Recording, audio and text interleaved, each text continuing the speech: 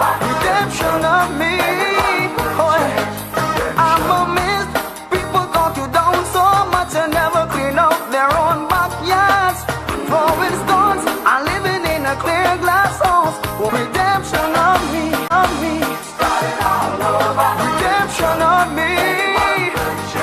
Redemption of me. Starting all over. Redemption of me. Oh, I'm a mess. People talk you down so much and never clean up their own backyards. Throwing stones, I'm living in a clear glass house. Oh, redemption of me, of me. Starting all over. Redemption of me. Redemption of me. Starting all over. Redemption of me. Oh, I'm a mess. People talk you down so much and never clean up their own backyards. Throwing stones, I'm living in a clear glass house. Oh, redemption of me, of me. Starting all over. Redemption of me.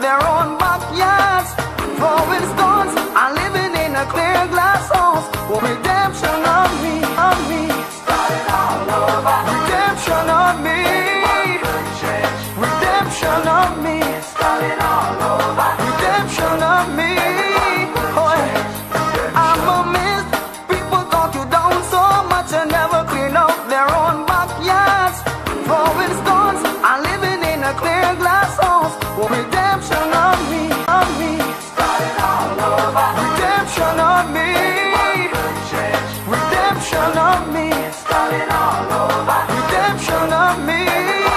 Oh, I'm a mess. People talk you down so much and never clean up their own backyards. For instance, I'm living in a clear glass house. Oh, redemption of me, installing all over. Redemption of me. Redemption of me, installing all over. Redemption of me. Oh, I'm a mess. People talk you down so much and never clean up their own backyards. For instance, I'm living in a clear glass house. Oh, redemption of me, installing all over. Redemption of me. Redemption of me, installing all over. Redemption of me. Oh, I'm a mess. People talk you down so much and never clean up their own backyards. For instance, I'm living in a clear glass house. Oh, redemption of me, installing all over. Redemption of me. Redemption of me, installing all over. Redemption of me. Oh, I'm a mess. People talk you down so much and never clean up their own backyards. For instance, I'm living in a clear glass house. Oh, redemption of me, installing all over. Redemption of me. Redemption of me, installing all over. Redemption of me. Oh, I'm a mess. People talk you down so much and never clean up their own backyards. For instance, I'm living in a clear glass house. Oh, redemption of me, installing all over. Redemption of me. Redemption of me, installing all over. Redemption of me. Oh, I'm a mess. People talk you down so much and never clean up their own backyards.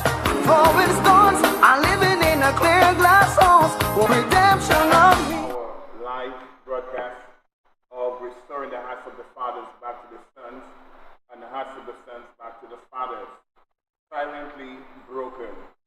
And we know what we are doing. Most of us are fully aware as to what's happening in our society today.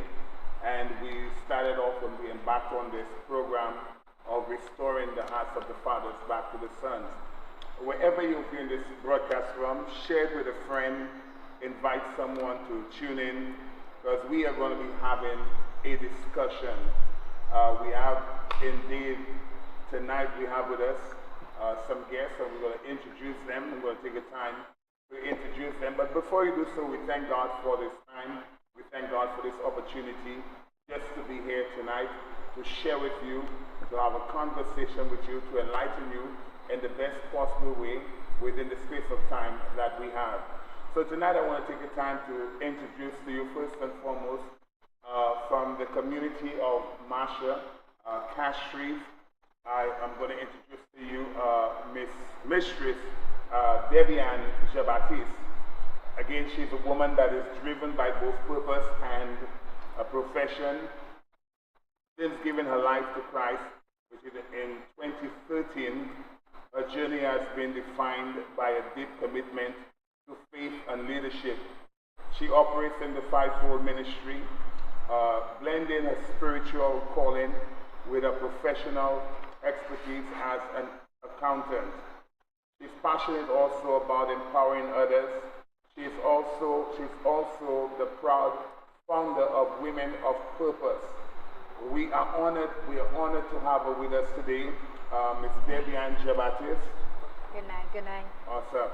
And we have also with us a trailblazer, our guest, which is an absolute trailblazer, a living legend in her own rights, a matriarch of national security on this island of St. Lucia, breaking barriers and commanding respect. She's broken quite a bit of barriers and she has commanded the respect of many. She rose to the formidable rank of Assistant Superintendent of Police.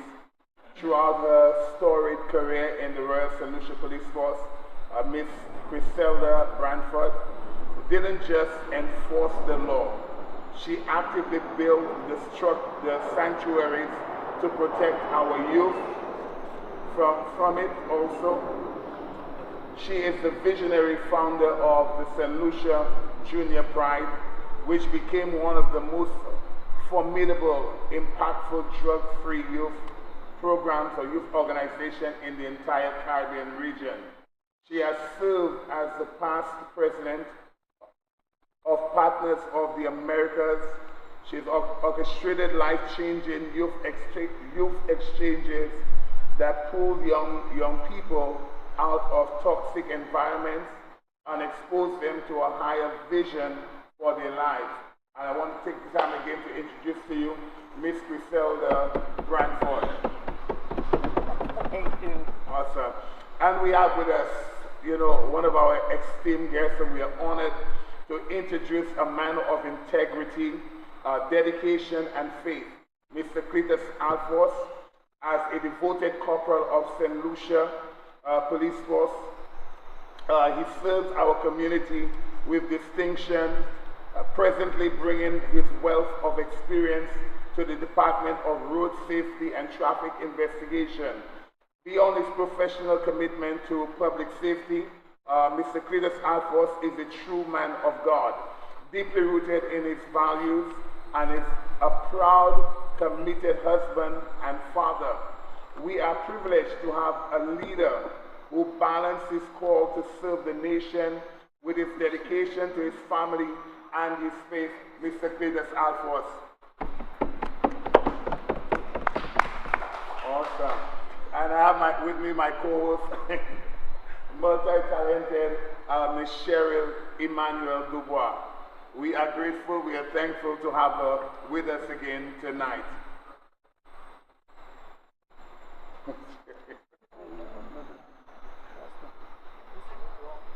So we have been engaging in this conversation for a while. A view from the prison van. We've spoken about the issues of trauma. We've dealt with a number of issues. Tonight, however, we're also going to be speaking about the fracture. We're going to be speaking about the fracture, healing our fathers, healing our sons, and basically filling the vacant places or the vacant spots. One of the greatest battles of our generation is not merely economics, it's not political or social. It is literally relational. There's a fracture between fathers and sons that have left deep emotional, spiritual, and societal wounds. We see its effect in homes, schools, churches, prisons, gangs, and communities. Many sons are growing into men without ever having experienced a healthy fatherhood relationship. While many fathers carry unresolved pain from fathers who never affirmed them, never nurtured or guided them. And so tonight, the fracture is generational. Hurting fathers often produce hurting sons unless the cycle is interrupted by the transformation or the transforming power of God and also the intervention of our society and individuals from every walk of life. There are changes that will never take place. God's desire has always been restoration. Before the coming of Messiah, before the coming of our Savior, there is a word that says the hearts of the fathers must be restored back to the sons, and the hearts of the sons back to the fathers. So today we stand with the whole purpose and the sole purpose of speaking of restoration. How do we fill the void? How do we deal with the fracture that exists within our society, among families, among our men, our young people? So we're going to have a conversation tonight. So invite a friend, tune in. If your son is in house with you, invite him just to view this broadcast. If your daughter is with you, invite her to view this broadcast. Because this is literally for every single one of us. So I want to take the time to allow our panelists to introduce themselves. And so I am going to start with Corporal Alphonse, who is at the end. Good evening, good night, everyone. Corporal of Police, presently attached to the traffic, which is road safety now. It used to be the traffic unit, but now it's Department of Road Safety and Traffic Investigations. I've been there in the police force for about 28 plus years. Worked different departments, CID, the courts, outstations, um, just name it, the beat and patrol, been on the blocks, meet the young men on the blocks, speak with them, try to change their minds and everything else. And now I can see that over the years I have changed. My whole life has changed from what it was to a more spiritual being than anything else. Okay, thank God for this. I'm going to also allow Sister Debbie Ann to also introduce herself, Debbie Ann Jabatis. Good night, everybody. Good night. I'm Debbie Ann Chavatis from George Charles Boulevard, an accountant. I gave my life to God in 2013. It's been a roller coaster, but it's been there. You know, living in a community where crime is based, it really touches the heart of many. Not just many, but you know, when it hit home, it hits different in every area and every aspect of our lives. So this program is really an amazing program. I guess, as Apostle said, we all should share, invite a friend tonight to listen and to learn from every aspect of different persons. Yeah. Awesome. We thank God for her. And then I'm going to take the time also to allow Miss Branford to introduce herself. Okay. Thank you. My name is Priscilla Branford.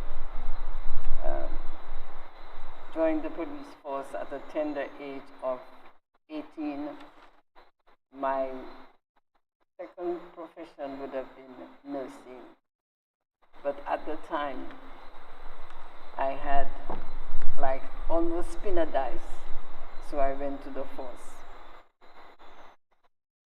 I have worked in almost every department of the force, and my last calling was at the community relations branch.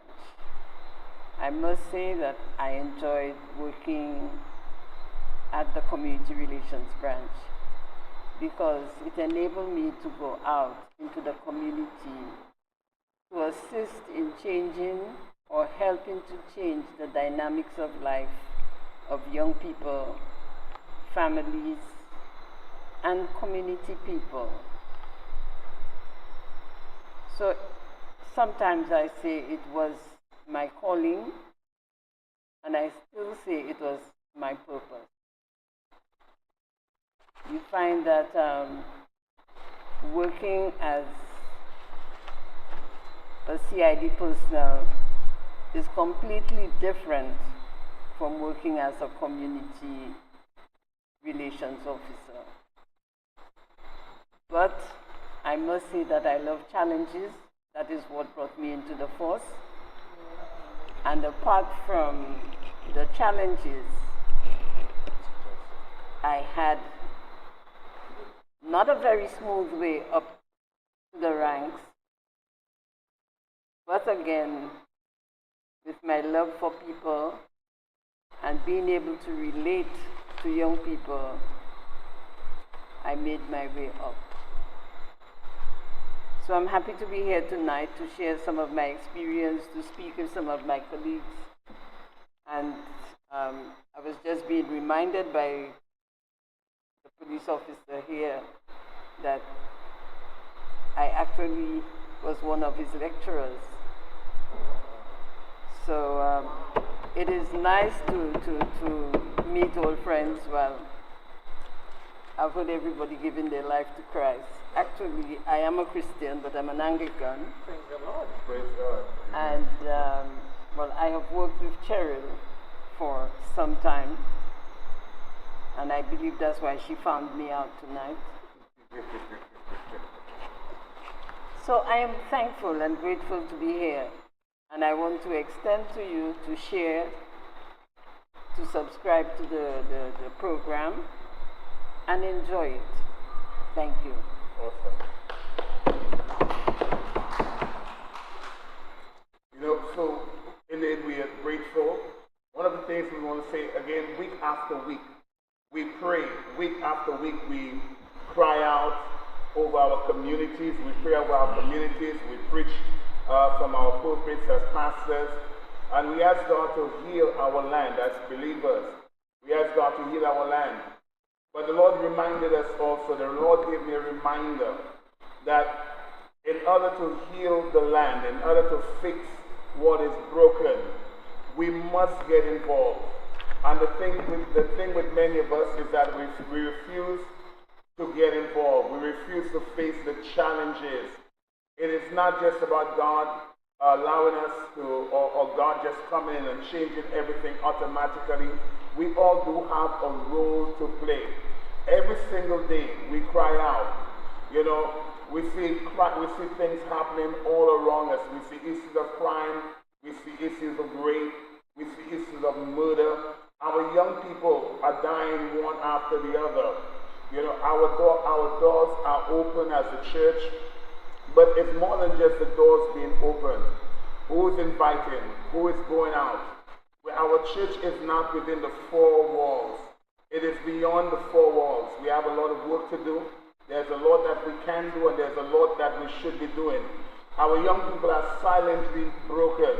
They're carrying weights and trauma that no child was meant to bear.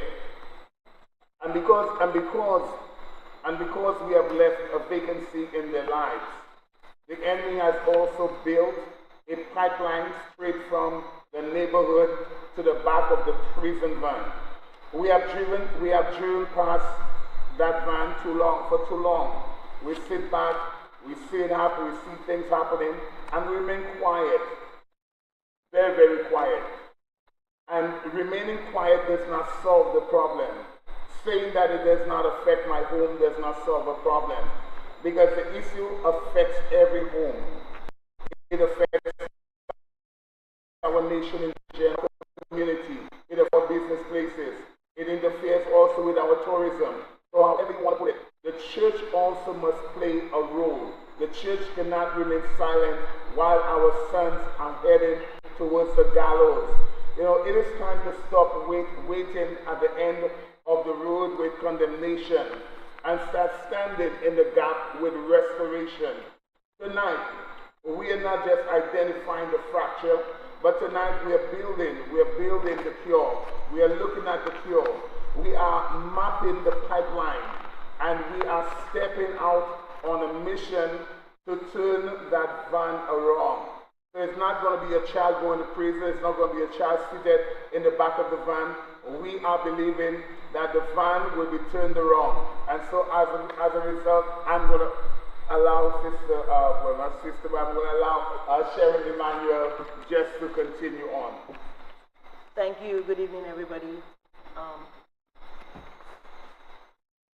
I am very honored to be sitting with some of my friends, very good friends.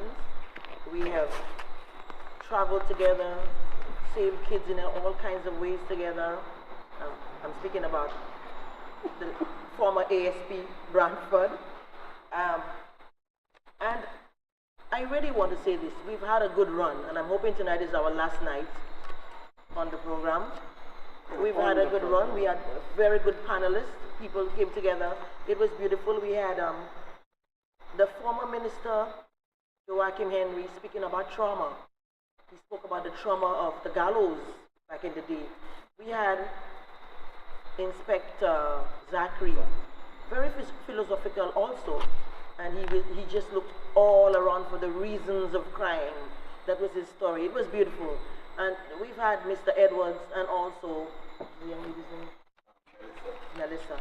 They all made a great contribution to this program. And this is what I'm saying. I know and we were supposed to end in the Father's Day month.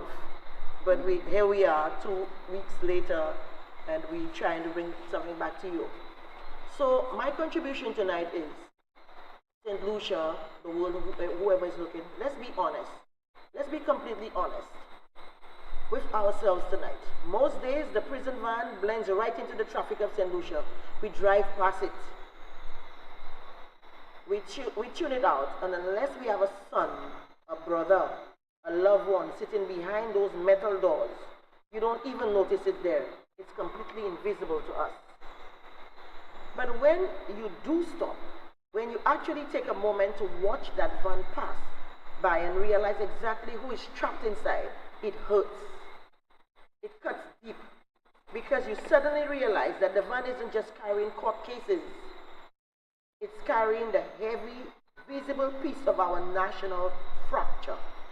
Long before those handcuffs click, our children are already silently broken in the quiet corners of our own communities and, in my opinion, in our own homes. And we have been driving right past them.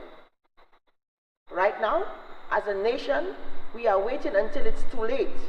We are spending all our time, our energies, our monies at the very end of the road, waiting with cells and containment for our children to fail. But we are completely missing the hidden pain that got them there. The truth is, our youth aren't just acting out. They are suffering from a deep, chronic neglect and loneliness that starts right in our own neighborhoods. When adults leave a vacancy in a child's life, the street gang is always standing by, ready to fill it. This movement is a call to change, and I like to call it a call to action. To change how we live and how we lead. We are moving away from just punishing the problem and moving towards healing it by bringing our churches, our schools, businesses, and families together. We are on a mission to build a protective shield, a scaffold of love. And we all know what scaffolding is, of love. Let me get back to this. Structure, a real opportunity around our children before they ever reach the steps of that prison van. And this is my little favorite quote that I put together. Because the truth remains, we cannot police a peace we refuse to teach. A nation that relies on handcuffs to correct what it failed to mentor is a nation operating in bankruptcy. True national security does not start with more locks on our prison cells. It starts with more scaffolding around our children's hearts. And our panelists, I'm asking you, who wants to start and what's your opinion on that?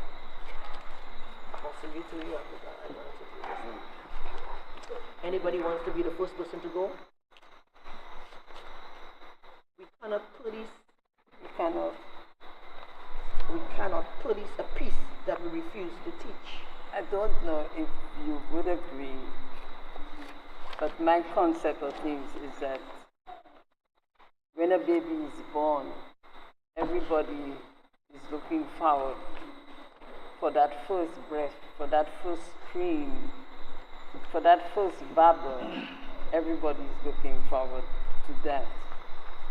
But do we look for the criminal? Do we look for the things that make a child or turn a child into a criminal? A criminal doesn't come or start overnight. The criminal starts from the womb, the rejection, and like you said a while ago, love. If that child is being rejected, from the womb, that child feels unwanted from the womb, that child will surely grow up. Because from the time a child is conceived, they need that empathy, and parents need to be responsible. Sometimes they go out, they have kids, and they do not really, or they were not ready to have kids. And because they were not ready to have kids, you find that whatever hurt, whatever went wrong with their own lives, they pass it on to the kids from the time the children are in the womb. You don't find that love being transferred to the kids in the womb. Surprisingly, one situation brings joy, that is when the baby is born, And the other situation brings sadness or disappointment. That is when the children grow up and they turn into criminals. Some parents breed criminals. And some may say, well, I love my child, yes, but love and discipline go hand in hand. Love cannot be or should not be separated from discipline. The Bible talks about spare the rod and spoil the child. Some people do not believe in sparing the rod and spoiling the child. But again, it is a measure. When I grew up, I got licks, but I got the love that brought me up, I got the strictness, I got the values. And out of what I learned, I taught my children. And this is why I was able to relate to a lot of young people growing up. I was able to show them empathy rather than sympathy, how to be assertive more than to be aggressive. And when we talk about love, the true definition of love, the nurturing of oneself, and parents have children, they compete with other people's values for their children. And because they compete with other values, the children resort to that cycle and become criminals. So I would allow somebody else to talk. I'll take it on from there later. Just to add to what Ms. Bradford said, when the child is born, we do not have a manual in order to teach that child, because all of them are unique. And with that, we need to face the Almighty. He is the instructor. And if He teaches us something, then we're supposed to pass it on to that child. Because what He says is that He trained up a child in the way that He wants you to train that child. And when he grows up, he will not depart from it. Now, if you, whilst that child is growing up, you keep saying to that child, insult, tell them they'll not be a good person, they this, they that, all the negative things about themselves.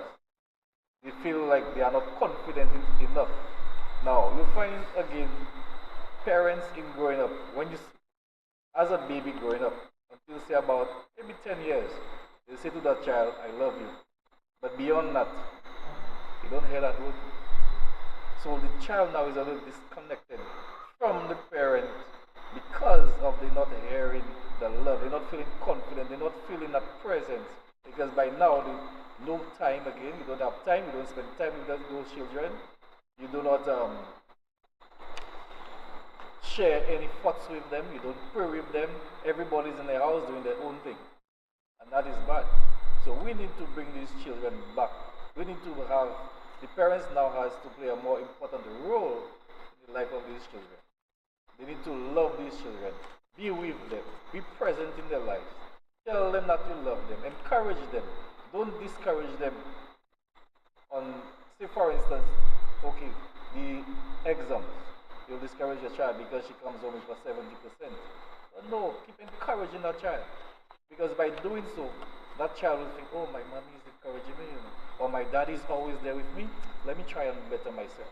You need to teach them, right and wrong, so that they can make the right choices in their lives. If they don't, they will revert to those gangs, those ghettos, and look for love, because that's what they get there. They look for protection, and you as the parents are supposed to protect them. How do you do it? When you're always busy, you always accuse them of something, you always say things to them that will downgrade them, and even society watch them the same way too. Or sometimes you know that their father, for instance, you'll find parents mothers keep fathers away from the children. And that is bad, because every child needs a father figure in their life. And that is something that I learned late in my life, but I still got to know a little more about it, because I grew up without my father being in my life. And it was like the society growing the children. My mother was both mother and father at the time, and the licks would come down. And it didn't change me. It caused me to be a better person, like Ms. Branford said. So we need to instill that love into the mindset of the children to encourage them to be better persons.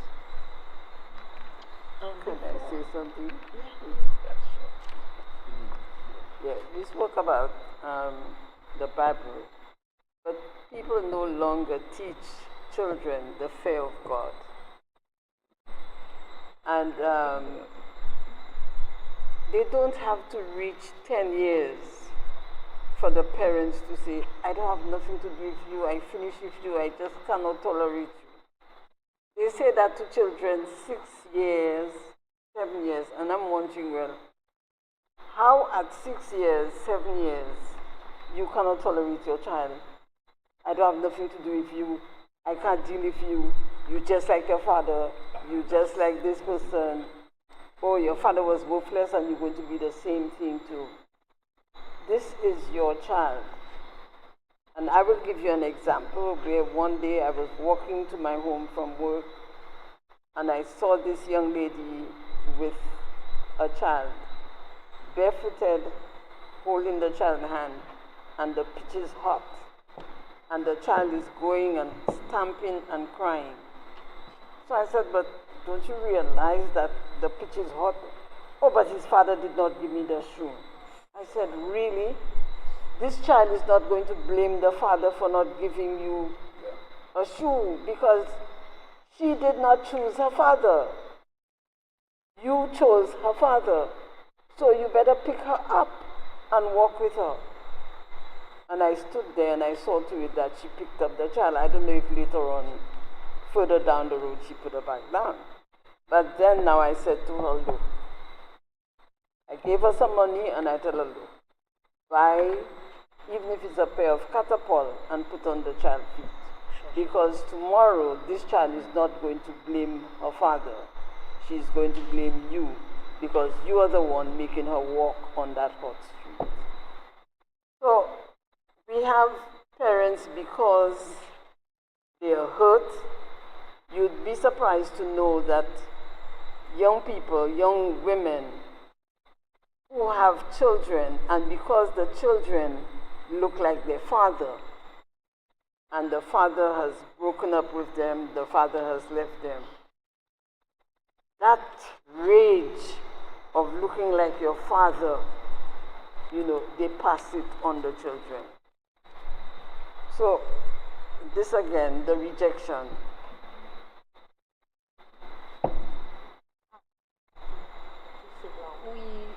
You spoke of the scaffold of love. In most areas of parenting, most people don't know what true love is.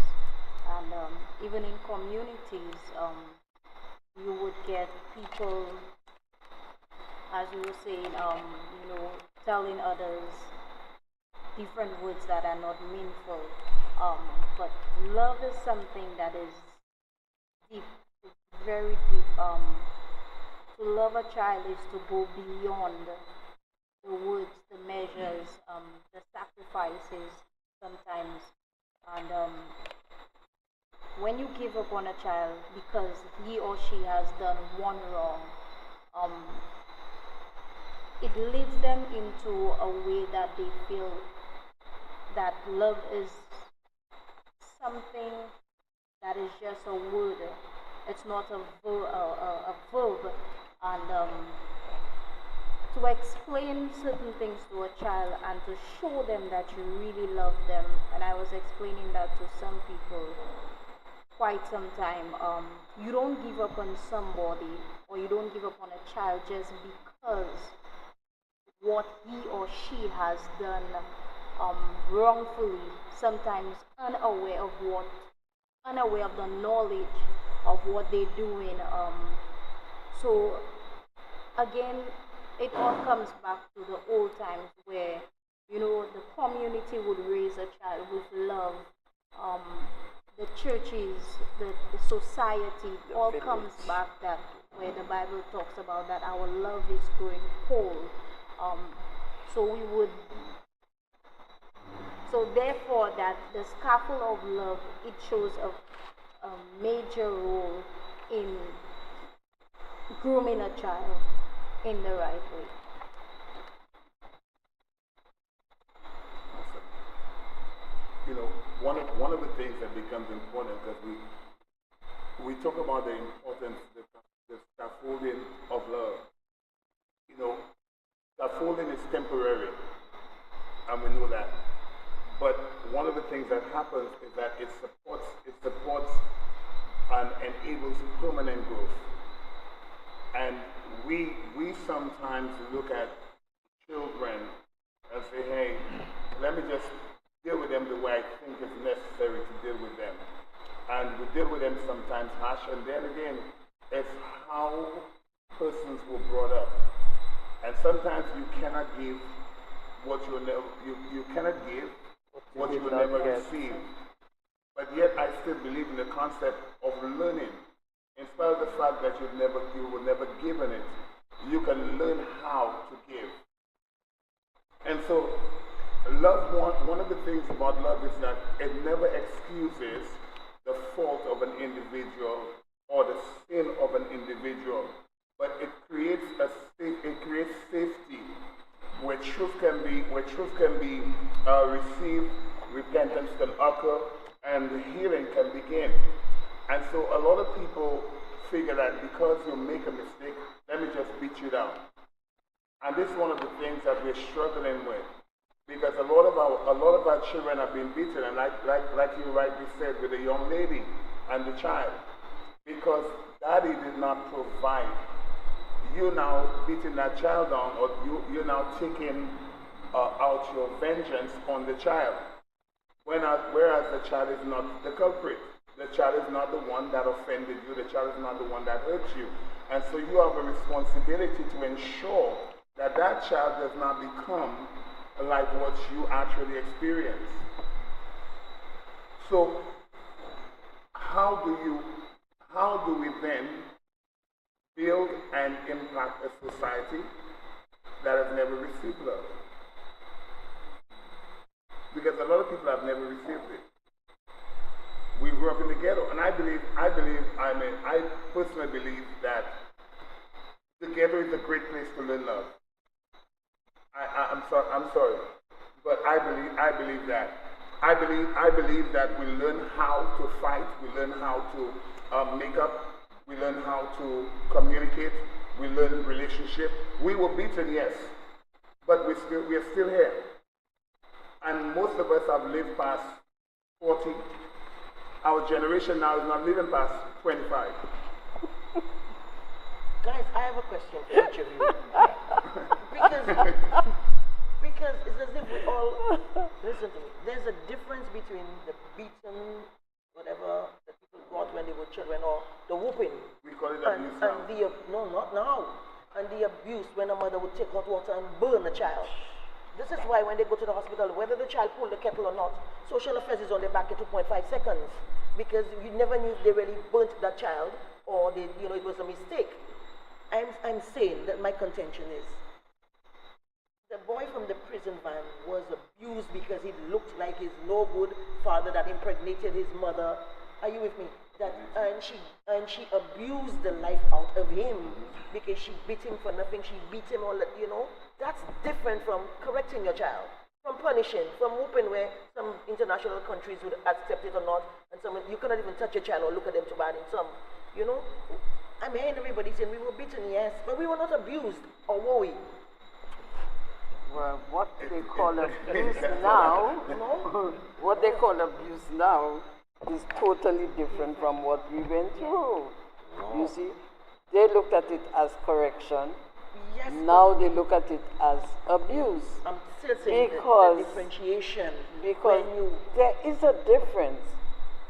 There is a difference because a lady, a child stealing, a mother putting the child hand in a pan of hot rice, or putting a hot coin in their hand and asking them to squeeze their hand. Or a child misses $20 for us and they put So therefore, you find that we now term it as abuse. They termed it as correction. You need to correct in love. But then now, we now who know better and has learned and been taught, but still, they still showed that love. They still showed that love because you were still raised by the village. You were still raised by the village. You were raised with the people in the community. On a Sunday afternoon, this elderly person would call all the children and sit down, make tablets and share for the children, make pemi and share for the children. So therefore, you still had that love and you still had the values of the community. Okay? But right now, if you speak to a parent about her child, I didn't send you to watch my child. I didn't ask you to watch my child. You see? So therefore, everything nowadays has shifted. Everything has shifted. The responsibility, the empathy, the accountability, everything has changed. And you realize now that children are making children. So they are grappling with their own adolescence. So how can they raise a child properly? And this is why I say it comes back from the womb, because you have your child, you're pregnant with the child. Look at how a pregnant woman is dressed nowadays. Okay? And she must take a photo shoot with her belly out, her bust out. At first, when you saw pregnant people, you used to see these nice little dresses on them, not the protruding thing. You'd barely see if they are pregnant until they're about 4 or 5 months. Right? That's how you would see them. But now, the stomach is protruding, the dress is tight and they have to be pulling up each time. They cannot bend down properly. So therefore, the child is born, especially the little girls, they dress them like advertisements. The boys, their neighbor can afford a Jordan. They will not give their child what they can afford, but they will want to give the child a Jordan too. So therefore, they will do anything to get a Jordan. So when you give that child that habit, that child grows. And that child, again, when you look at those inside, this is Jane Owen, don't touch Jane Owen. I am Jane's sister. I am Jane's brother.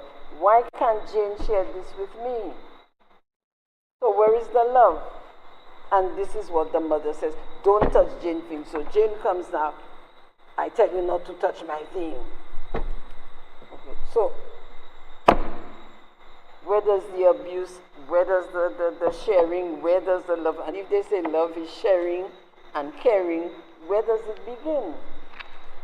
And it's all of this that leads up to the abuse. Because abuse is a cycle. You may not agree with me, but I heard him say you learn love in the ghetto. I didn't live in the ghetto, but I grew up very, very strict. I grew up very, very strict. But again, I'm saying that there was the love. And even if I did not get the love from at home, I got the love from the community. And I always say is my upbringing that enabled me to relate to those children who were vulnerable to a lot of things, to abuse, domestic violence, etc. Now, I was very deliberate.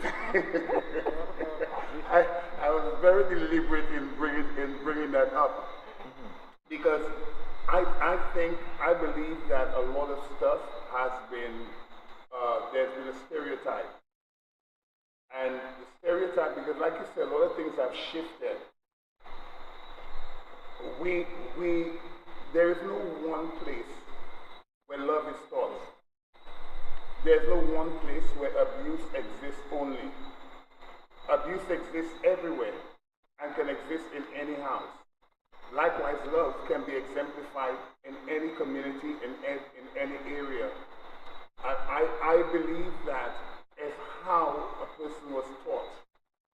And the environment that we are brought up in, and that, as you rightly said, we come from families that sometimes we get beaten. Now, abuse, as I said, is not correction. But when correction becomes something out of anger, it can become abusive. Because if you're beating that child from rage, and that's why I say to people, do not deal with issues while you're angry. Because if you're beating that child out of rage, you can damage that child. That child may never forget that licking or that beating he or she got. And so this is why it's important for us to, again, have classes. I believe classes are needed. I believe training is needed in terms of how to deal with our children and how to express, anger. Because the scripture again says, be angry and sin not. That means you can be angry and you can sin. But anger is a sin Yeah. itself. Anger is literally a feeling, but when it is it's a sin. acted out in the wrong way, it becomes a sin. a sin. Yeah. And a lot of we are acting things out in the wrong way because people are not taught conflict resolution, how to deal with issues, and rightly said, if it is not dealt with in the house, like as simple as sharing. If it's not dealt with in the house, if it's not taught in the house, that child grows up without having the ability to literally care, to literally even share anything and everything. Whereas when some of us were brought up, and I say some of us, we were brought up in houses or in homes where there was always enough just in case someone passed by. There's always enough. No matter how small that thing was, but there was always enough just in case. And I think one of the things that has happened is that some of the old foundations have been broken and have been thrown away with and done away with. And this is where I believe we are having also the problems that we are having. It's more a lack, I would say lack of respect in the homes. Because you have your child or children in the home. They wake up in the morning, they don't greet you. It's like two enemies living in the same house. Exactly. You go to bed, you all don't pray together, they don't say good evening to you or good night to you, they walk from school or wherever, they don't greet anybody in the house. There is no respect. And I believe we need to bring back mutual respect to our children. Teach them how to respect, not just, like she said, the property of others, but at the same time they need to respect the elders. And by doing so, then they could impact it in their lives, and then, you need to tell the children things like, say for instance, we quick to judge them, but we don't like to listen to them. We need to listen to their thoughts, what exactly they want. Because remember, we send our children to school.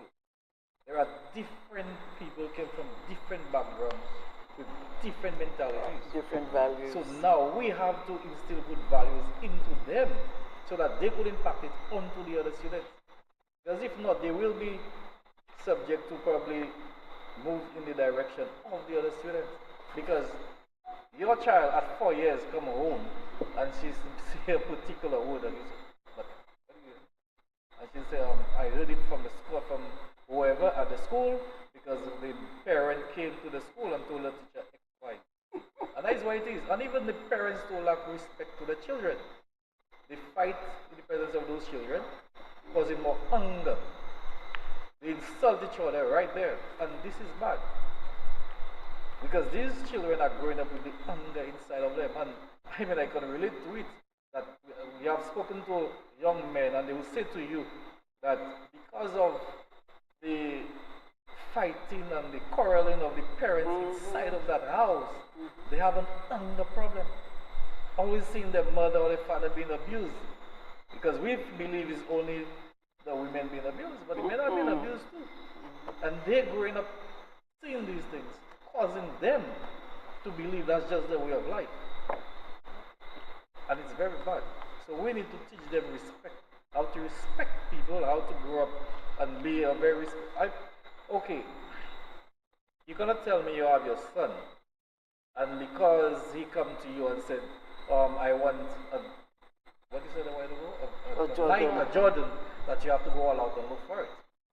You have to teach that child to be content with what you give. Because that's what it is. What you have. That's what you have, that's what you can give. You cannot give more than what you don't have. So we need to teach them these values. And then they could learn and demonstrate good choices and become even better children growing up. Ariane, you want to add on to something? That's why again it comes back to, the Bible says that my people perish because of lack of knowledge. And in schools long time you would have subjects, you would have religious subjects and, back to, teachings and your spirituality, your life, So there,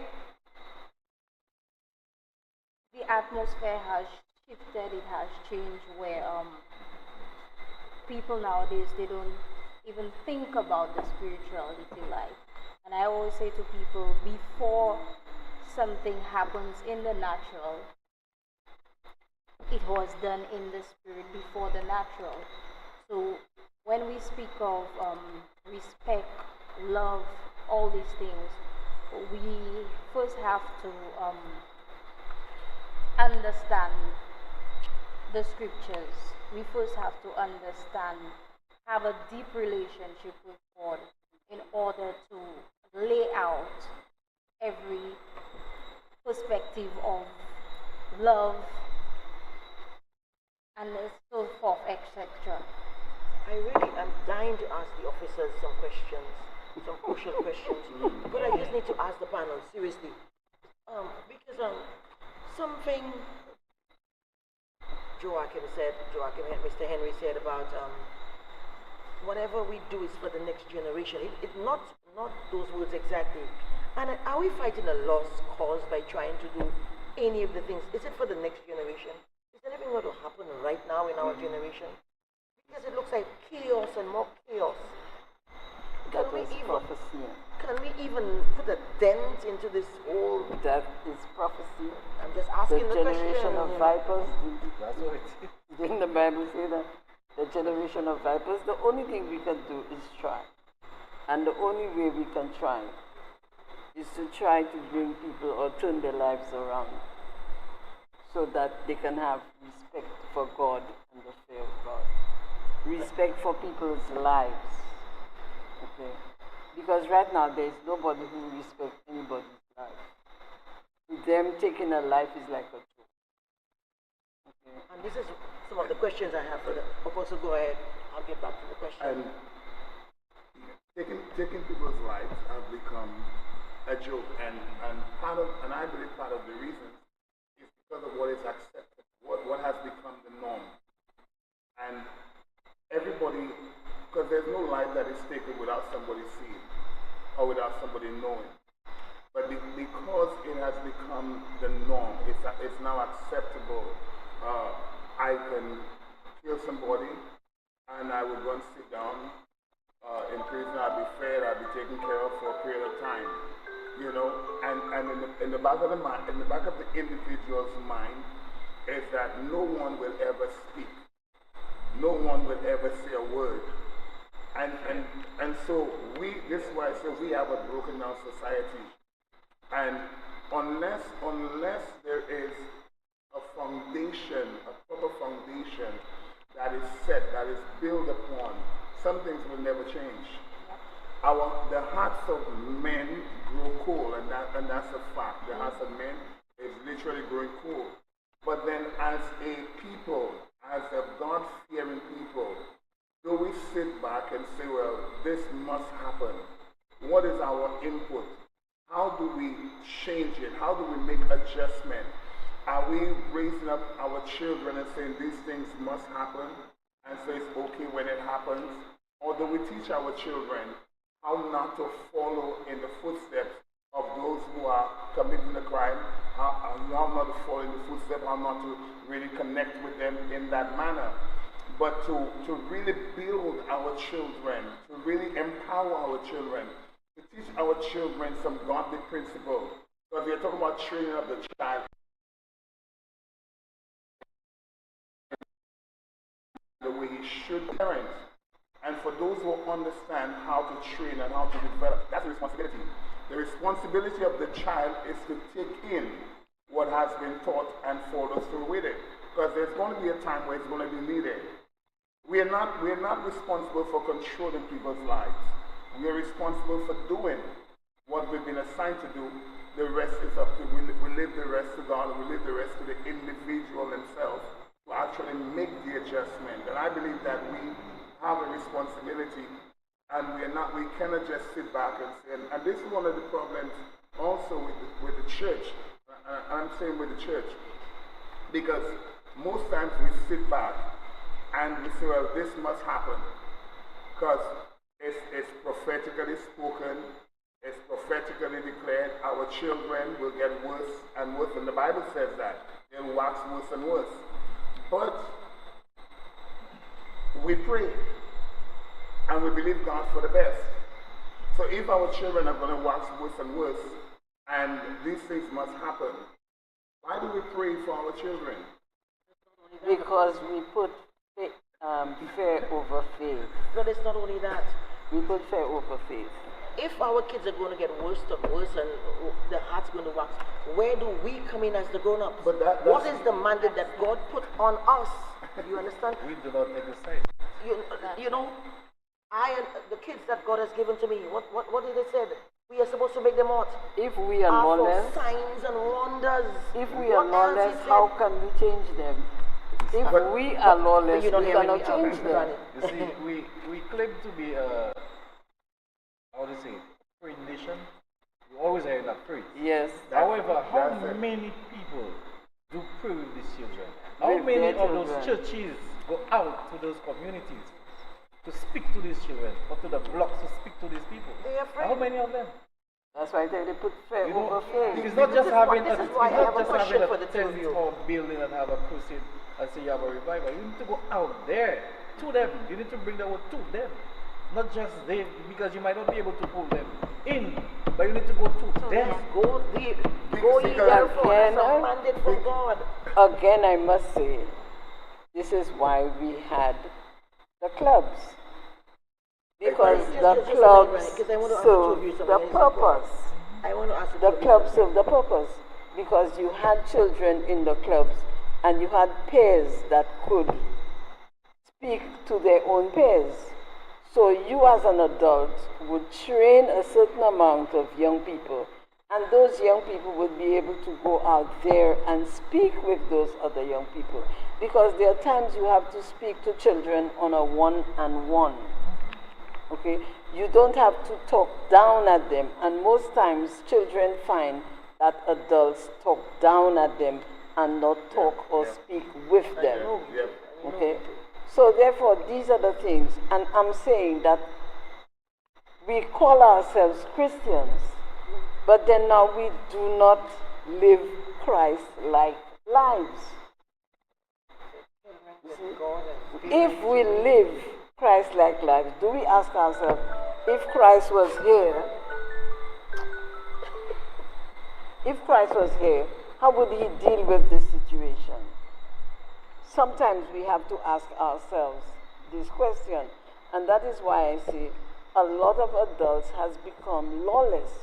We are no longer examples, or good examples I should say, for our young people. And you find that I have a value where my child should come in at home at 6 o'clock. You have a value that your child can come home at 9 o'clock. I tell my child to come home. You as an adult will tell me, but why the child have to come home at 6 o'clock? The party just begins at 6. I am saying my child should come home at 6 because I don't know what is happening out there. It's up to you if you value your child is out there at 9 o'clock. But you are so lawless, and it's not because you love your child more than I love my child that I want mine to come in at 6 and you want to come in at 9. And you will not even say, but Miss Branford wants her child to come in at 6, and she talks about what's happening out there and the things that's happening there. I think I should take her advice, or I should, no. You condemn me for bringing my child in, and then when your child gets hurt now, that's the time you're looking to change things around. I need to ask both officers former officer, because you guys have had a legendary career, 28 years or so that you said, and you all went to almost every aspect of the force. You all served there, you all served everywhere. 35 years. 35 years into the force. I mean, this is a lot of stuff. That's a lot of years. A lot of years, you understand? From your vantage point, how has crime changed? Changed from back then and now. How is it different? I have a lot of questions for officers. I want to give them one thing I can say that social media has changed a lot of stuff, a lot of things. And in keeping with the time, I believe that we should have advanced a little more with crime fighting is concerned, to keep up with the time. Because what we did back then, and Ms. Burnford could probably even share a little more light. Before, I worked in my first place of work was in Kermit. And I remember the sergeant back then would give you a notebook and drop you off in one location, and you had to go house to house. Find out the problems of these communities and make sure you note it down, and they have to sign your book, And if they couldn't sign, they had to put a cross and you had to sign, indicating that you signed it for them. But they had to inform you of what's going on in the community. So with that, you build community relations. And with that as well, you would go to the schools. You would ensure that every month you had to go to the schools. You had to go to these different locations to speak to the people.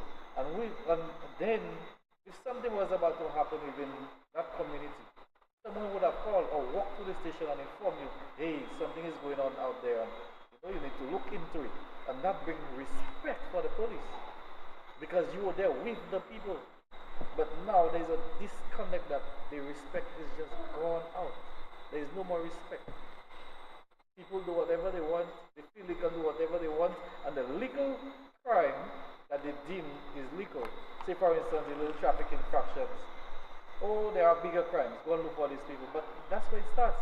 It's the same way you take a little 10 cents from your mother, right? And then tomorrow you might start with $1, the day after 20, and from there you might go and look for somebody else's without being stopped. So we need to stop it from there. So now you find the technology has improved, people become a little more wise, and the crime now is like, people just want to kill for nothing, and I believe the devil now is just roaming to try and get as many people on his side as possible. That's just what it is. We need to fight crime now more spiritually than physical. That's my opinion. Can I say something? You said that but I don't feel that the respect. Trust, on the other hand, when it comes down to the officers, I would say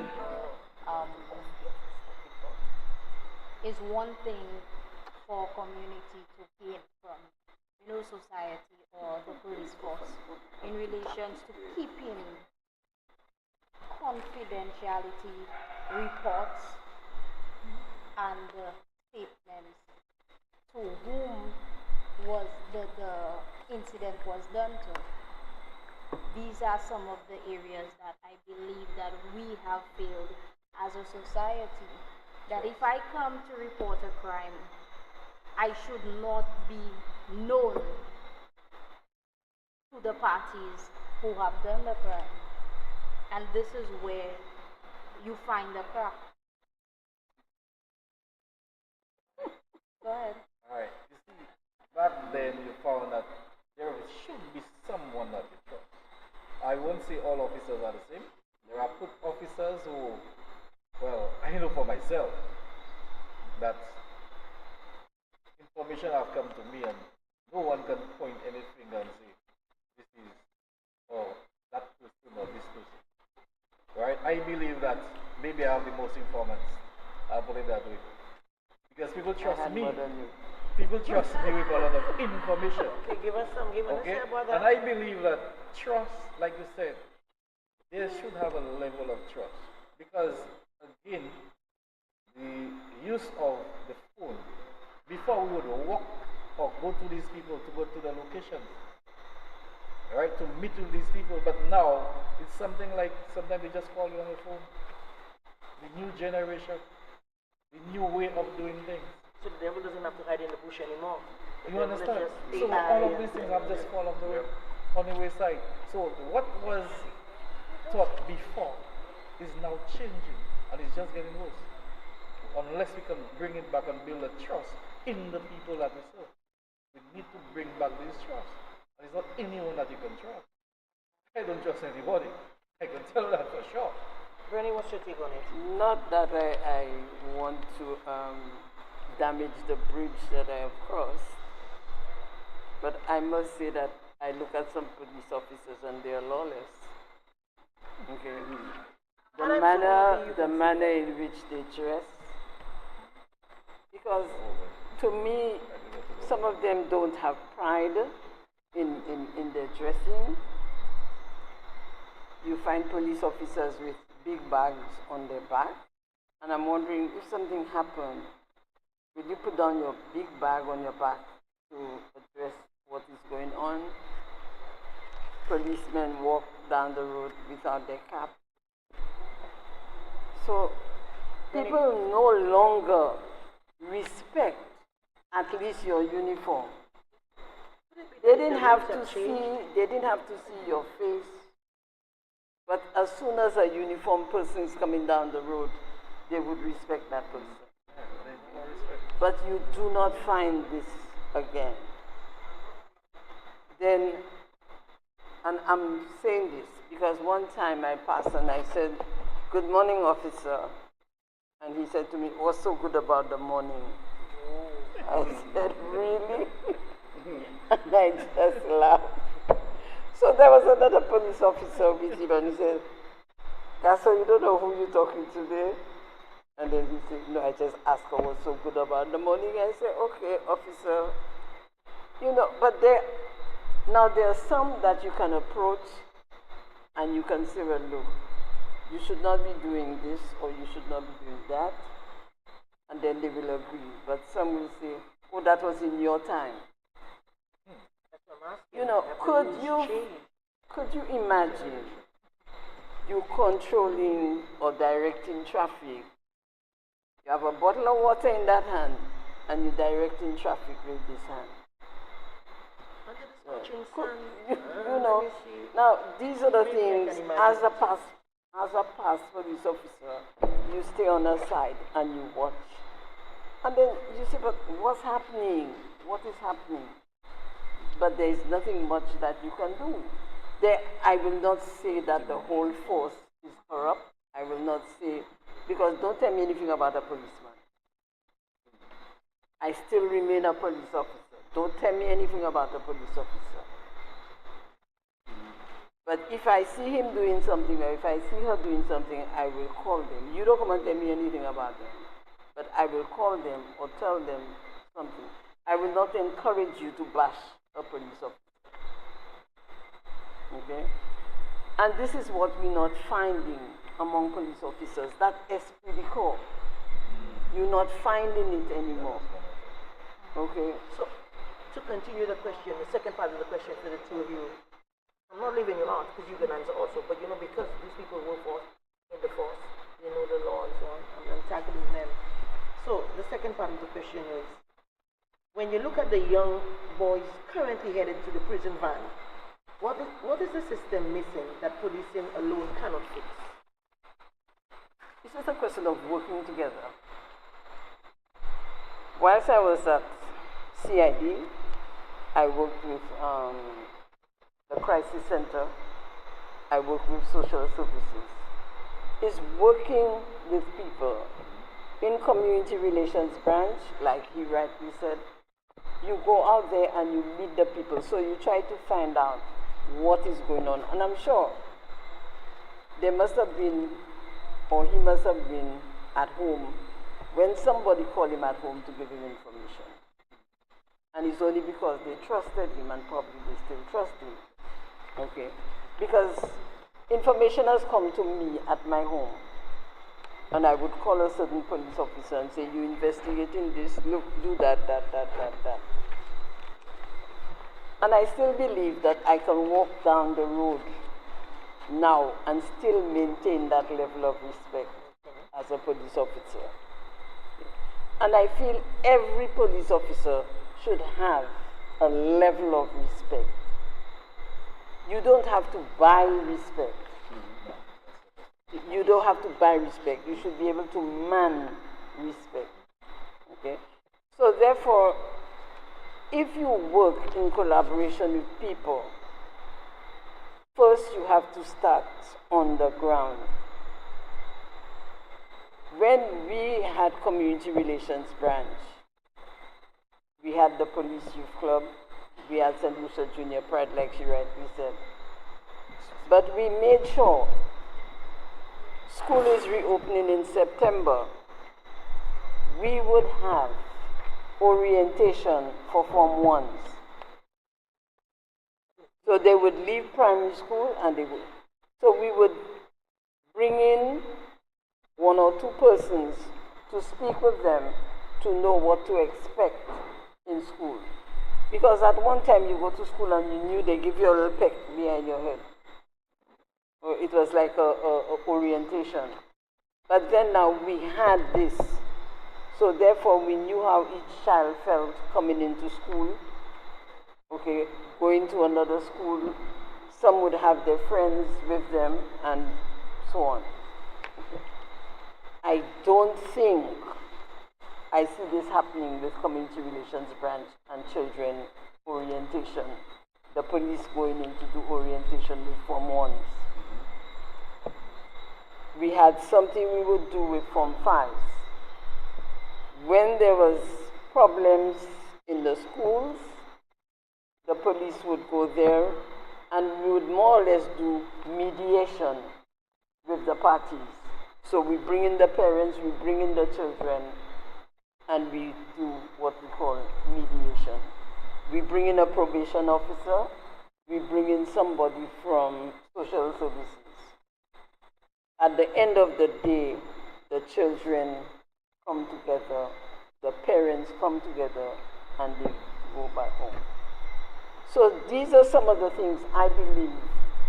Well, I don't know what's happening to community relations branch right now, but these are some of the things that I believe that community relations branch can take on.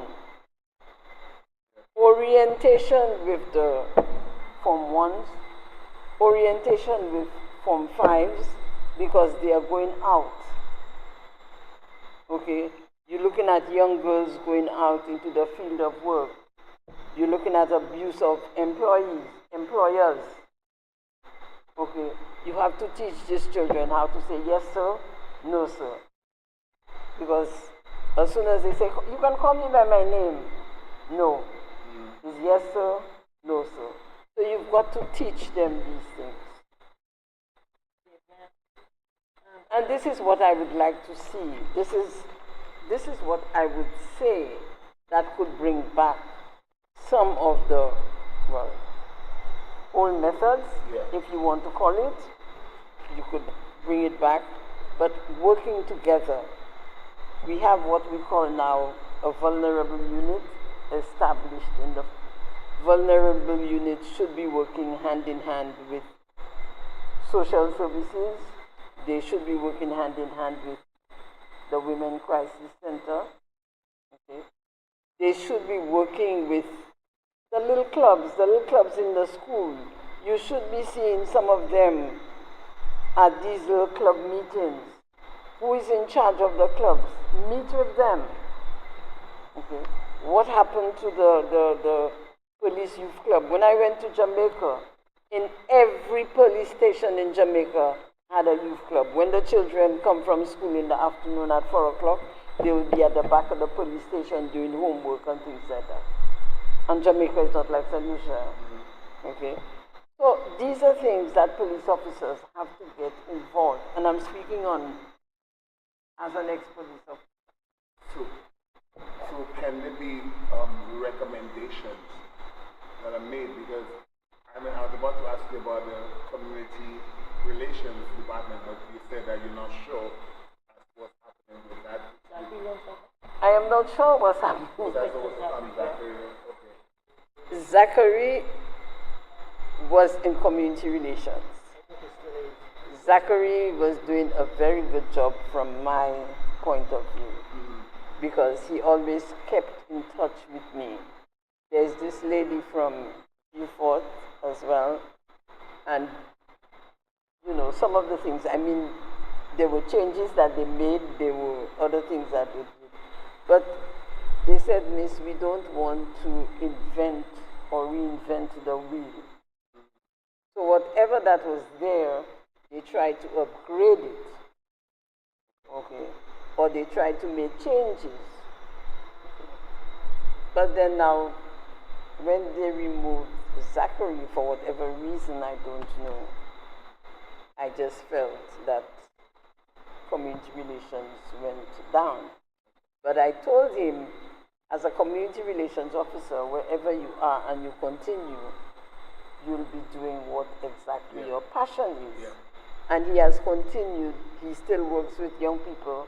He still works with some of the schools. He go out there and he speaks with young people.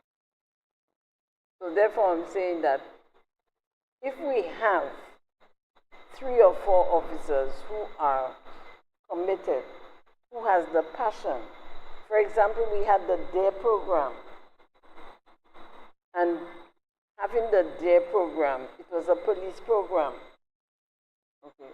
And you found that police officers were trained to be DARE officers. And these DARE police officers worked with young people. We had graduations for young people as DARE children. So these are the things that we need to see the police working with the community, working with young people, and especially policemen should be working with a lot of young men. Okay? They should be, I wouldn't say like idols, but they should be like mentors. Yeah.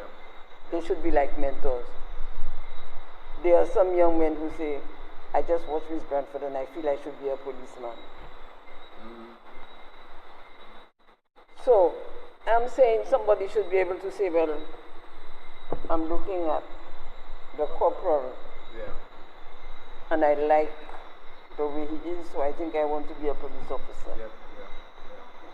So, Apostle and Debbie. But then now, if you find that this police officer is saying something to a young police officer, a recruit we call him, and this recruit doesn't respect the police officer or respect the corporal, what do you expect to get from the layman?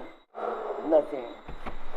You cannot get anything from the layman because he as a corporal is not supported by the recruit or by his superior either. So most times he is left alone. Most times I was accused of taking the bull by its horn or doing my own thing, but sometimes I say, okay, I did my own thing, but look at the results. Is the results. So, yeah, we just heard from these two powerful, arms of the law enforcement about the chaos on the streets, the breakdown in the communities, the reality of the prison van.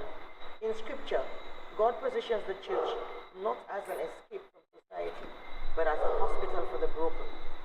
When you hear these officers describe the vacancy and the fracture inside our homes, the streets, and so on, the clubs. What is the Lord saying to the Church of St. Lucia about our responsibility to step in the pews and onto the blocks? Because he mentioned the blocks, and I like that a lot. Out of the church and onto the blocks. Well, I know you have some experience in working with.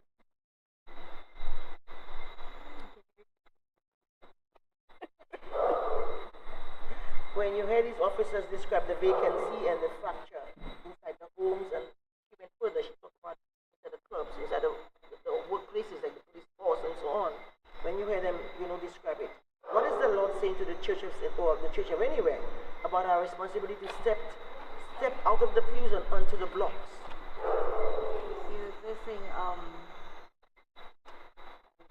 the first scripture that comes to mind is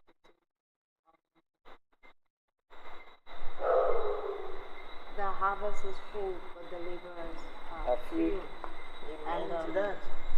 we get a lot of people, saying that the churches are silent, and but do we have the resources sometimes to go out into the fields, to fulfill, the desires and the works of God in order to save lives and to save souls for God? In relations to equipment, sometimes because of lack of finances, you get the churches stepping back a lot, because sometimes you would need to go to somebody. We don't just pray, we ought to act in ways that sometimes when you go to a young man to minister to him and he tells you that he's hungry, you cannot just pray with him only because he's hungry, and you as a minister or someone, you don't even have that provision to give to him. So in relation to what God is saying to us is that, we should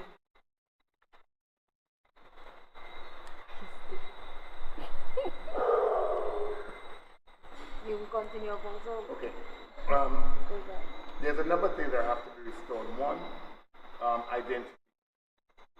Because there's an issue with identity, especially where the streets are concerned. And this is why a lot of our young people are involved in gangs and different things, because they're looking for identity. And the church should be a place that provides identity or speak into the life of these young men. There's the issue of mentorship. And we, the church, we cannot just be sitting. And this is where the church also have to understand this role. Because we are not called to sit within the four walls alone. We have to go. There's a responsibility to go. There's a call to go. We also have to understand the restoration of presence. And what I mean by presence is the aspect of time. The time the father must be consistently present in the life of a child. If the father is not present, then there has to be at least a mentor, whether an elder from the church, whether a pastor from the church or somebody, but there must be the presence of an individual who can speak into the life of that child.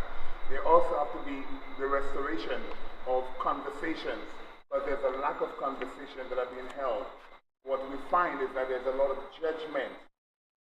We have become judgmental. The gang is not necessarily judgmental. The gang provides a safe haven for the children while the church judges them, judge how they dress, judge how they look, judge how they walk, judge how they act. And I'm not saying, but if they're coming into, we must be able to embrace them in love. We must be able to accept them in love. By the process of acceptance, then change comes. But if there's no acceptance and we just keep on bashing them, keep on pushing them, we push them away. We push them into the hands of the gangs. We push them into the hands of the streets. So again, there has to be that understanding, and there has to also be an understanding of discipleship. And I think the church have lost its ability to disciple. There's no more cubs, there's no more scouts, there's no more of these things. These things have been taken away. And so what is feeling, what is now present is not the cubs, not the scouts, not the cadets, youth cadets. What is filling the void is the laptop, the gang, the social media. These are the things that are filling that void. And so if we understand the restoration of discipleship is not only from the church. The church provides a measure of discipleship in terms of bringing them to God. But these clubs and these sporting arenas, they also create a measure of discipline. And if there's no discipline, our children become lawless. So can we just say, well, hey, we are not going to go to the streets. Where we need to go to the streets, where we need to go to the ghettos, where we need to go to the city, where we need to address some issues and some conditions. Because if nobody goes to these young men, who's going to go to them? If the church don't go, the gang is going to go. Because the voice of the gangs cannot speak louder than the voice of the church. And this is what is happening. And this is what is happening. And there had to be the restoration of the brotherhood. We have to be our brother's keeper. We have to be each other's keeper. And that does not exist as it should exist. It is no longer something that is there. So I believe some of us have the Cain system. Am I my brother's keeper? If you're your brother's keeper, you're going to go and look for your brother. If you're a brother's keeper, you're not going to see your brother fall and not pick him up or not extend a hand. If you see a brother in a fault, you have the responsibility to pull your brother up. And so also the other aspect is while we are going there has to be the healing of our fathers. And that becomes important. Commitment. We have to have that. So there must be consistency in our approach. Yeah, I have two questions that were sent. Well, one actually is related. One is for the church, and the other, how do we hold absent fathers? And that's the panel. How do we hold absent fathers accountable for psychological and physiological impact the departure has on the son's development? So how do we hold fathers accountable for the impact, the psychological and physiological impact the departure has on the son's development?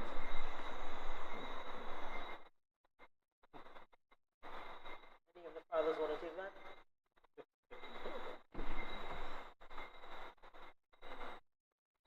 Where I view in this thing is like to whoever comes responsible for departing from the child. Sometimes you have to find out what caused them to depart as well. Is it because of the relationship, the pressure in the relationship that caused that? Is it probably there was something lacking? Is it the separation between the mother and the father that caused them, or the mother keeping that son away from the father too? So all of that can cause that child to have those emotions. For instance, there are examples where the mother would take that father to the court. They'll grant him visitation rights. And she would withhold that. Why? Because maybe she did not like the other party that the father is with.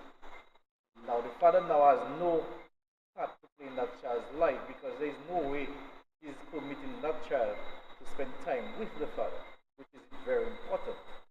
So sometimes we now will believe majority of the time fathers are just neglecting the children. But what caused them to do so? What are the circumstances to lead them to move away from the responsibility? Now Now, sometimes I'm not saying there are not fathers who just move away from those responsibilities. Because there are fathers, every time, when things are nice, they're there. But as soon as pregnancy appears, right, They disappear. they disappear. Right? But you need to take care of your responsibility. If you know that something will be there or you will leave a deposit in that bank, you need to make sure the interest is taken care of. So let me go a little further. We speak about absent, the father not being in the house. But what happens when the father is in the house, he's present in the house, but yet he is absent in the life of the children in the house? I'm just coming to that one as well. That's where. No, I wrote a few things, you know. I'm just going to it immediately.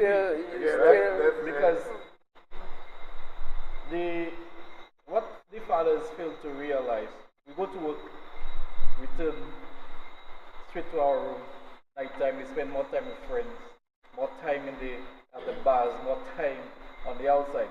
But we fail to realize these children, especially our sons, right? Based on what I wrote, they need to be taught discipline, respect. They need us to be there. They need us to show love to the mothers as well. If we do not love the mothers, showing love to the mother, how can they love? Because to them it's like it's an everyday thing. Like my father just come to the house, just put his back there.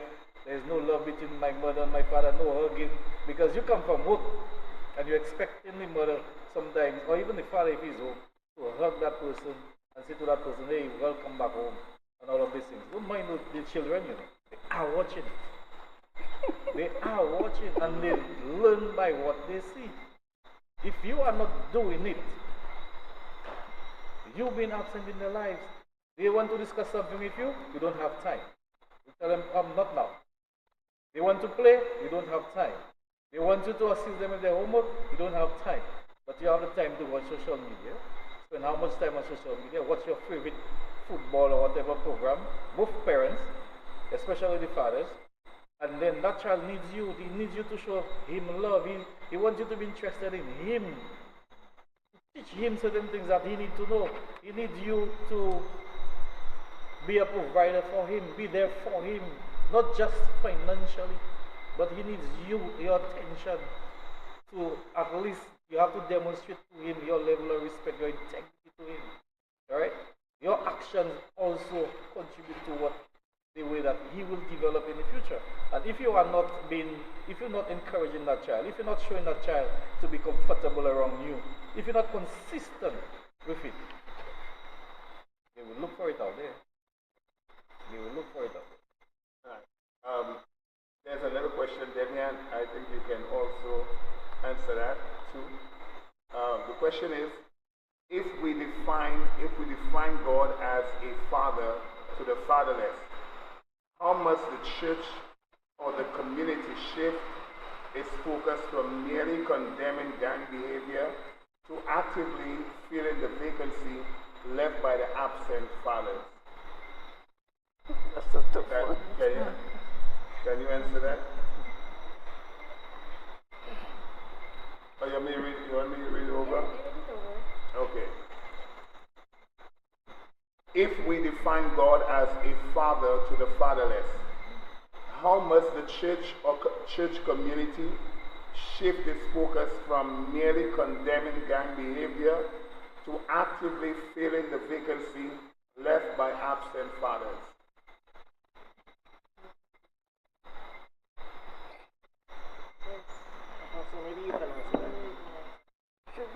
Okay.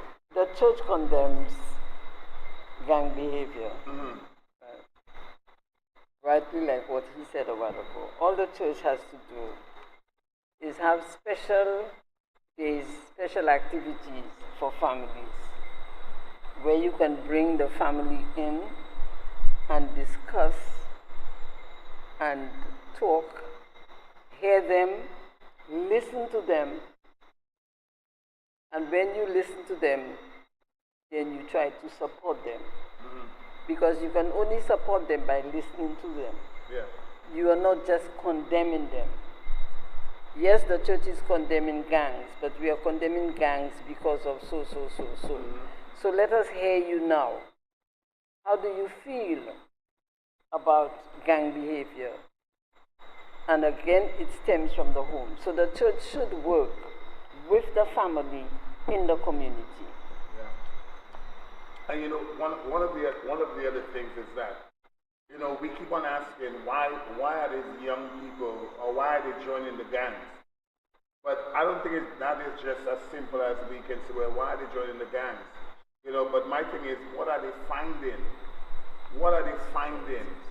What they're not finding inside. They find it in the gang, but they're not finding it in us. What is it?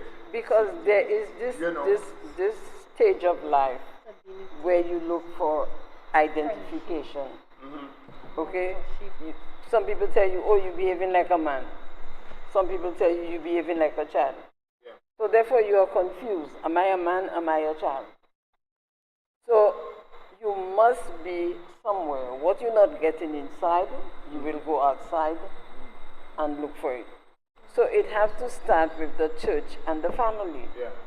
It has to start with the church and the family. So the church has to bring the family in. Yeah. And I think what's also important is that if the gang, and that's what sometimes people say, the gang provides a counterfeit family. So if the gang provides something that is counterfeit, then the church must provide something that is authentic. And if the church provides something that is truly authentic, then there's no reason for them embracing what is counterfeit. And then the gang also provides identity, or what is called a false sense of identity. So then what is the church then doing?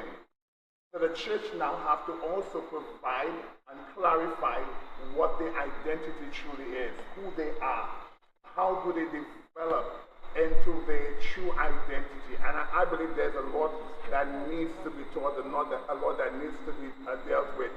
Because when we reflect the Father's heart, we do more than just rescuing our young men. Because if the Father's heart is reflected, we do much more than rescuing our young men from gangs.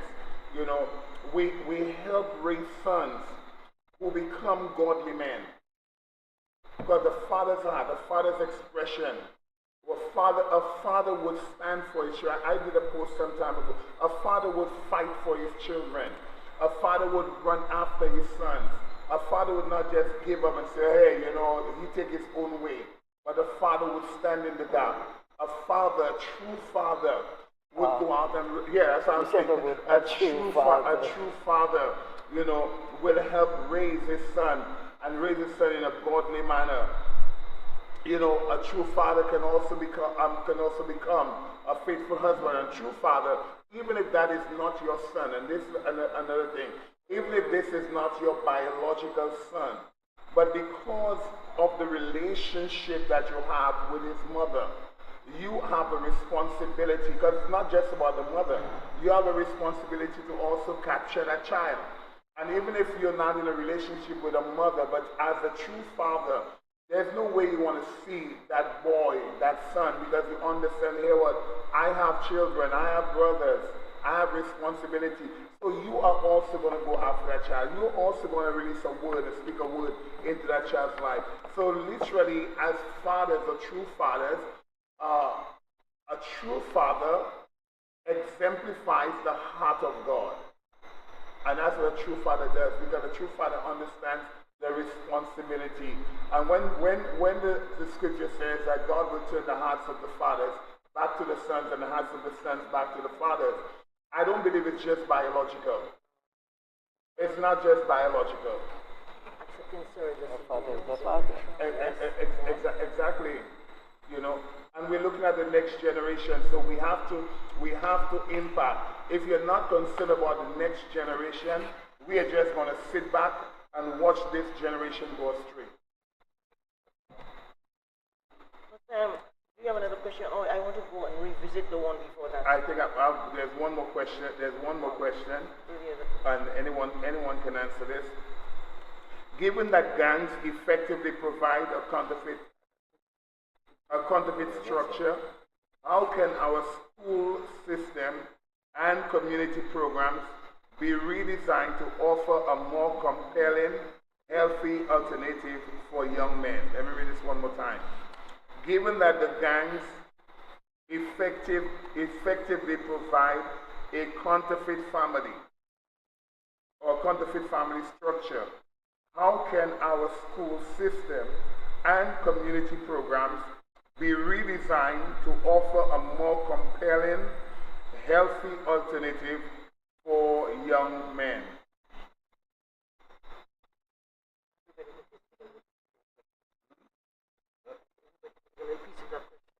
This is a long question. We need to create more safer environments, one. The other one is more opportunities when it comes to education and work ethic in that area.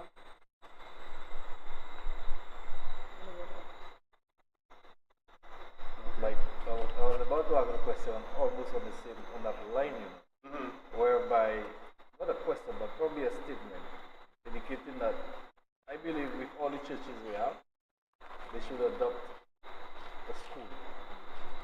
Because we need to start at the school level. If we speak to these children from, or the students from the school, from early, especially the school leavers, if you could capture them, because remember, out there we have 13-year-olds in people.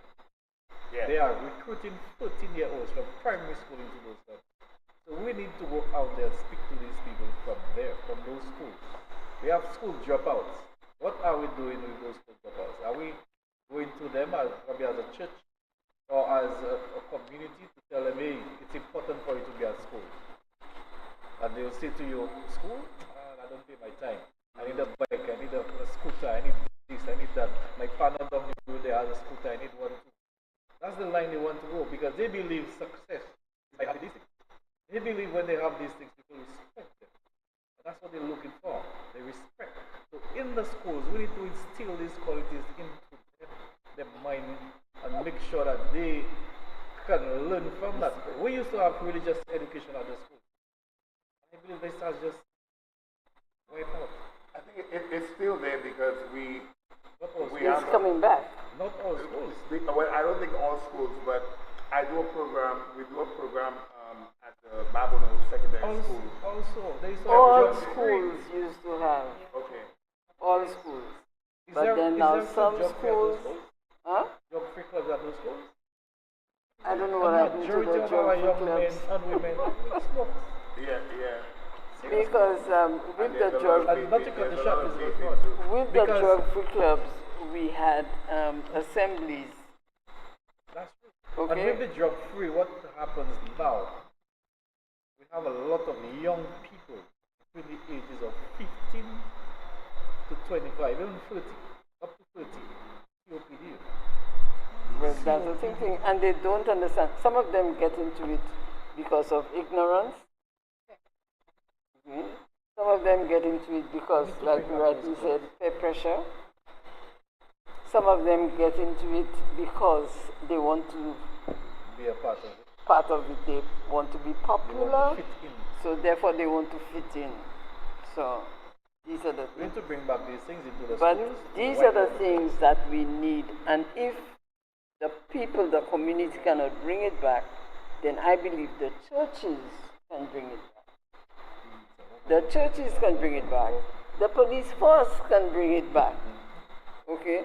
Because with the police youth club, I am saying that every community should have a little bunch of children doing something positive.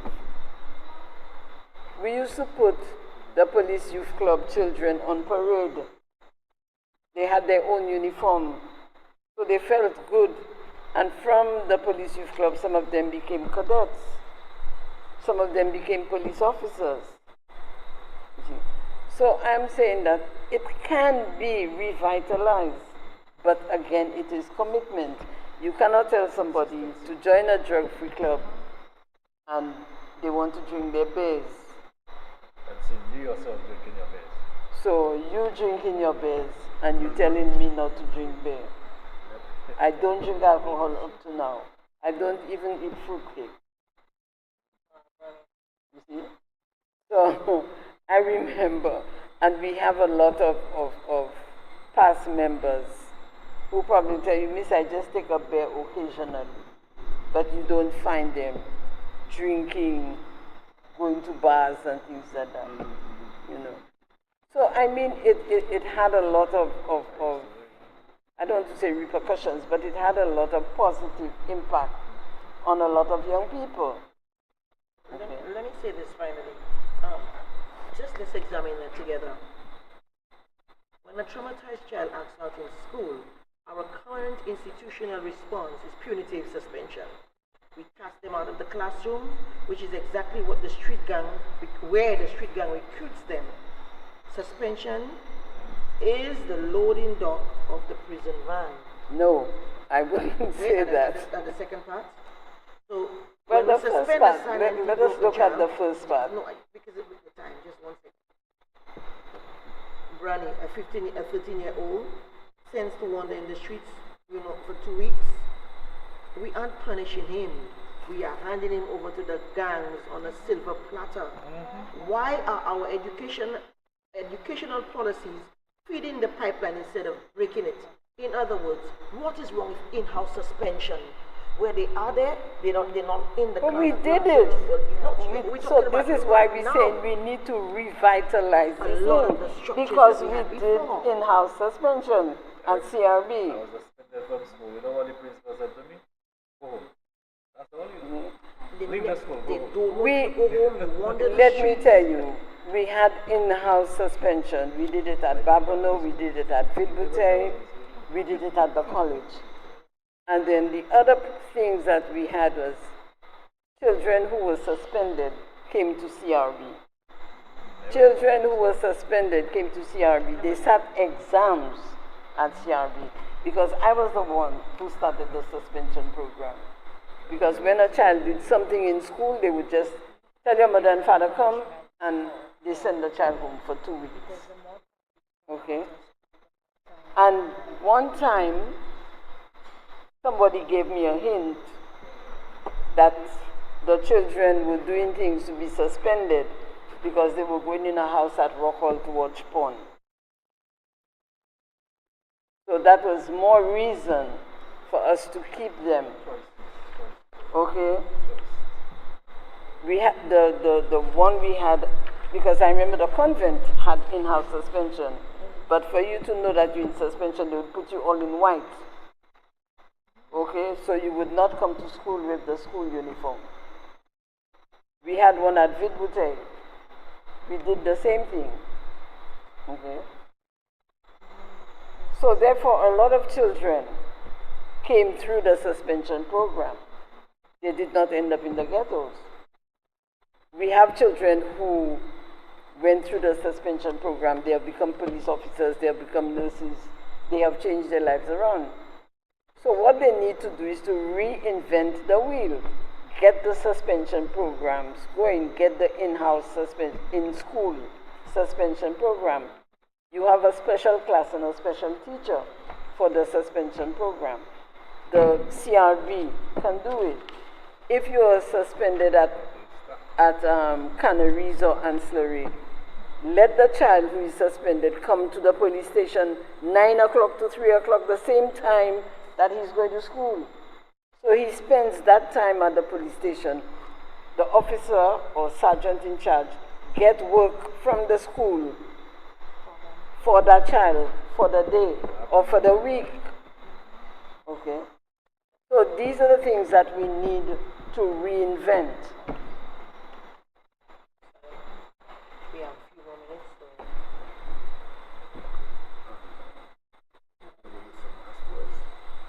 Okay, we are indeed thankful and grateful to God for this time, for this panel, and we know that we could not have done this by ourselves.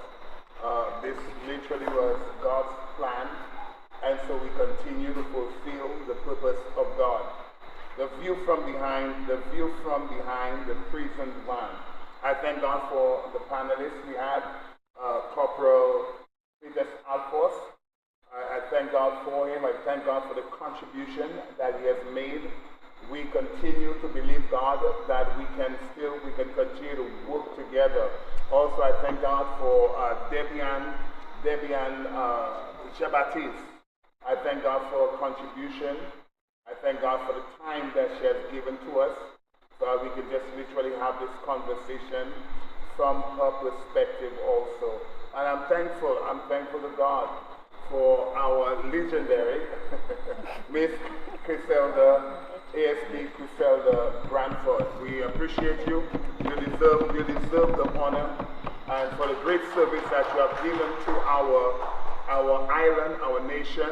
We salute you for your service. We are grateful. Brother Alphonse is still continuing on. He has not ended his service, so, but we appreciate your service. We appreciate what you have done for this island. The view, and again, Cheryl input, and literally this was a collaboration. This was a collaboration, and so we are thankful to God. This is not the end. This is the end of this segment, but this is not the end of our programs. So we do have some more programs coming up. You can stay tuned. We're going to be informing you and giving you instruction as to where we are going. So the view from behind the prison van, silently broken. Most people, as we said earlier on, most people pass the prison van as it passes by. They look at it, they only see it as the van passes by. What they see, some people see criminals, some people see handcuffs, some see another headline waiting to happen. But few people stop to wonder what the view looks like from behind the prison van. Behind those steel doors sit young men who were once little boys with dreams, boys who laughed, played football in the streets, wanted to become firefighters, teachers, mechanics, preachers, musicians, soldiers, pastors, or even fathers. But somewhere along the journey, many encountered brokenness before they encountered hope. And this is where we are. Some were never told, I am proud of you. Some were never told that you have done well. Some never knew what embracing a father felt like. Some never knew what a father's love felt like. Some learned survival before they learned love. And that is really a sad case. Some found belonging in gangs because, they couldn't find it at home. So the gang became the place of belonging. Some were taught violence before they were taught peace. So they continuously engage in violence until they have grown up and come to a place of understanding that it's no longer a matter of violence, but it's how to express your heart and show peace to someone else. Some carry trauma that no one ever asked about, and this is something that is still happening. A lot of our young men are carrying trauma that nobody have ever even asked them about. What are you going through? What are you dealing with? Because we don't think that they're dealing with anything. We don't think that they're dealing with the peer pressure and the hassle and stuff like that. The demand that is placed upon them to excel and to get a good education, and nothing wrong with that. But when you don't acknowledge them, there's then something wrong with them. If you only want them to be at the top of the class, I'm not saying something is wrong with that, but if they really do not come to the top of the class, that does not mean that the hope is gone. It simply means that they may have to push a little, but it also means that you may have to give them some time to grow and to develop. So this is not an excuse. All of this is not an excuse for crime or ignore the harm caused by victims and communities. People must be accountable for their actions, and justice has an important place. But accountability and compassion are not enemies. We can uphold justice while still asking how many lives reach that point or this point. Behind the prison van are stories of fractured families, missed opportunities, untreated wounds, poor choices, harmful influences, and the lives that might have looked very different if someone had intervened early enough. As the prison van drives away, another question remains. Who was there before the handcuff? Who was there before the handcuff? Where were we when the boy became withdrawn? When school stopped making sense to him? When anger replaced hope? When gangs became families? When the father's chair remained empty? When the cries for help were never heard, they were hidden behind silence. The church is called not only to visit people in prison, but also to prevent as many prison journeys as possible by investing in children, strengthening families, mentoring young men, and reflecting the Father's heart. Perhaps the greatest tragedy is not the prison van itself. Perhaps it is all the opportunity that passed before it ever arrived. He said again, perhaps it is all the opportunity that passed before it ever arrived. If we only meet our sons behind prison walls, we have waited too long. May we meet them in our homes. May we meet them in our churches. May we meet them in our communities. May we meet them and capture them in our schools. May we meet them on the playing field, in the classrooms, in the communities, and around our tables. The view from behind the prison van reminds us that every person has a story. While justice addresses the consequences of action, love, discipleship, and faithful community can help shape a different future before those who are still finding their way. So again, we want to shape a proper future for our children before they are handcuffed, before they sit behind the prison doors. There are questions that we must ask. The view behind the prison door or the prison van, it reminds us that every person surely does have a story that needs to be addressed, that needs to be dealt with. So the question before us here is no longer whether our young men are silently broken. The question is whether we hear the silence before another prison van drives away. Are you going to hear the silence before that prison van drives away with your son, with your daughter, with your neighbor's son, or with a young man who have great potential in that community but is going the wrong way? Are you going to hear them? You have a responsibility not only to pray. While we embrace prayer, and prayer is one of the most fundamental things, but we also have a responsibility to get involved, to be impactful in the lives of our young men, our young women. Don't just say they're going astray and they'll continue to go astray and they're just like their fathers, they're just like their mothers, but you have a responsibility to get up. You are your brother's keeper. You are the keeper of that child. You are a mentor. So stand, you stand and be counted. You stand and take up your responsibility, whether as a church-going individual, whether as a Christian individual, whether as an entrepreneur, whether as a businessman, whether as a professional, whatever capacity you operate in, stand and take up your responsibility. The scripture tells us about taking up our cross. Are you going to take up your cross? Your cross may not be 50 persons. It may not be 20 young men, but it can also be one young man, because changing lives begins with one, not 20. Stay within your capacity. If you cannot deal with 5 or 10 or 15, deal with one and work on that one and develop that one to the best of your ability. So today I say thank you for tuning in to our program, Restoring the Hearts of the Fathers Back to the Sons and the Hearts of the Sons Back to the Fathers. Silently broken. Our men must be handled, must be dealt with, because they are endangered species. So we have a responsibility. God bless you. Thank you for tuning in. Thank you for being a part of this program. We surely do appreciate you. Have a wonderful and a blessed night. God bless you. Amen. Redemption of me. Redemption of me. Starting all over.